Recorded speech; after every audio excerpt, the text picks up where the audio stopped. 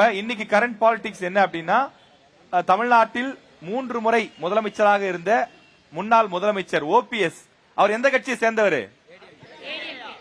ஏடிஎம்கே சேர்ந்தவர். அது காலையில 9:29 வரைக்கும், இப்போ 10 மணிக்கு டிஎம்கேல சேர்ந்துட்டாரு. ஓகே, இப்ப செங்கோட்டையன் இருந்தாரு. நான் அந்த கேள்வி கேட்க மாட்டேன், ஏன்னா அவர் டிவிகேல சேர்ந்துட்டாருன்னு உங்க எல்லாருக்குமே தெரியும். ஏன்னா சேர்ந்து ரொம்ப நாள் ஆச்சு. இப்ப ஒரு கட்சியினுடைய பெரிய அடையாளமாக இருக்கக்கூடிய நபர்கள், இப்ப அதிமுக அப்படின்னா அதுல ஒரு 5 பேரை சொல்லுங்கன்னா கட்டாயம் நீங்க எல்லாரும் ஓபிஎஸ் பேரை சொல்லுவீங்க, செங்கோட்டையன் அவர்கள் பேரை சொல்லியிருப்பீங்க. இப்ப இவங்க எல்லாம் வந்து திமுக அல்லது டிவிகே மாதிரியான வேற வேற கட்சிகளுக்கு போயிடுறாங்க. இப்ப அத இளைஞர்கள், இங்க இருக்கக்கூடிய மாணவர்கள் எப்படி பாக்குறீங்க? ஒரு அரசியல் கட்சியில ஒரு பெரிய ஆளுமையா இருந்தவங்க, அந்த கட்சியினுடைய கொள்கை, அந்த கட்சியினுடைய தலைவர்கள் இவர்கள் எல்லாம் ஏத்துக்கிட்டு தான் அந்த கட்சியில வந்திருப்பாங்க. கிட்டத்தட்ட செங்கோட்டையன் அவர்கள் 9 முறை சட்டமன்ற உறுப்பினர், ஓபிஎஸ் அவர்கள் 3 முறை அதிமுக சார்பில் தேர்ந்தெடுக்கப்பட்டு 3 முறை முன்னாள் முதலமைச்சராக இருந்தவர். அப்ப அந்த கட்சியினுடைய, தமிழ்நாட்டினுடைய, அந்த தொகுதியினுடைய முக்கிய முகமாக இருந்தவர்கள் வேற கட்சிக்கு போறத நீங்க எப்படி பாக்குறீங்க?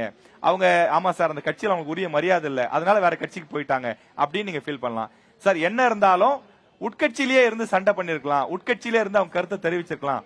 நேர் எதிரா இருக்கக்கூடிய வேற கட்சிக்கு போறதை எப்படி சார் ஏத்துக்க முடியும்? அரசியல்வாதிகளுக்கு கொள்கையே இல்லையா அப்படின்னு ஒரு கருத்து இருக்கலாம். உங்களுடைய ஹானஸ்டான கருத்து என்ன? அந்த கருத்தை சொல்லுங்க. என் பேர் வந்து எஸ் பவன். நான் வந்து பிஏ டிஃபென்ஸ் வந்து பேசுறேன். நான் வந்து என்ன நினைக்கிறேன்னா, இப்போ எல்லா கட்சியும் ஒன்னாதான் இருக்கிறாங்க. எப்படின்னா வந்து எடப்பாடி, செங்கோட்டையன் எல்லாம் ஒன்னாதான் இருந்தாங்க. அப்ப அவங்க பண்ண தப்பு வந்து எதுவுமே சொல்லிக்க மாட்டாங்க. இப்ப வந்து அவங்க பிரிஞ்சுட்டாங்க, இப்ப போய் டிவிக்கில போய் சேர்ந்துட்டாங்க. அப்ப மட்டும் ஏன் வந்து இப்ப எடப்பாடி சரியில்லை, இப்ப வந்து எடப்பாடி சரியில்லைன்னு வந்து செங்கோட்டையன் சொல்றாரு. அப்ப ஏன் ஒன்னா இருக்கும் போது தெரியலையா? அது என் கேள்வி. அதுதான். ஓகே, நியாயமான கேள்வி. இன்னைக்கு இந்த மாதிரியான மாற்றங்கள் வந்திருக்கு இல்லையா? இந்த மாதிரி இந்த கட்சியில இருக்கிறாங்க, ஒரு சில கொள்கை பிடிப்போடு ஒரு கட்சியில இருந்துட்டு திடீர்னு இன்னொரு கட்சிக்கு போறாங்க, இன்னொரு இடத்துல போய் ஜாயின் பண்றாங்களே, அத மாணவர்கள் எப்படி பாக்குறாங்க? அது அவங்களுக்குள்ள அண்டர்ஸ்டாண்டிங் கிடையாது. அவங்க பண்ண தப்ப வந்து மாத்தி மாத்தி அவங்களே சொல்லிக்கிறாங்க. அது இல்லாம வந்து அவங்க பண்ண ஊழலும் கூட.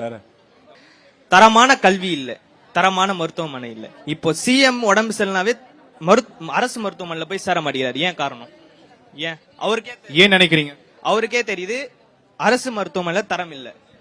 இப்போ எல்லாத்தையுமே வந்து பஸ் இலவசம், இப்ப மாதமானா 1000 ரூபாய் போடுறோம் பெண்களுக்கு. இப்ப வந்து ரீசெண்டா 5000 கொடுத்தாங்க. அந்த மாதிரி கொடுக்கறத வந்து நம்ம வந்து ஏன் இந்த மாதிரி விவசாயிகளுக்கு கொடுக்க கூடாது? அது இல்லாம வந்து நம்மளுக்கு வந்து பெட்ரோல் விலை ஏறிச்சு, தங்க விலை ஏறிச்சு. விவசாயிகளுக்கு கொடுக்கறாங்க, தனியா கொடுக்கறாங்க. இப்ப அந்த மாதிரி வெள்ளத்தால பாதிக்கப்பட்டா, வறட்சியால பாதிக்கப்பட்டா இதுக்கெல்லாம் இன்சூரன்ஸ் இருக்கு, தமிழ்நாடு அரசு ஏற்பாடு பண்ணி தராங்க. வறட்சி நிதின்னு கொடுக்கறாங்க. இது திமுக அரசு பண்ணுது நான் சொல்ல வரல. அதிமுகவாக இருந்தாலும், தமிழ்நாட்டை ஆளக்கூடிய கட்சியாக இருந்தாலும், எந்த முதலமைச்சராக இருந்தாலும் வறட்சி நிதி அல்லது மழை வெள்ளத்தால பாதிக்கப்பட்டதற்கான உரிய இழப்பீடுகள் வழங்கப்பட்டு வருது. உங்க புரிதலுக்காக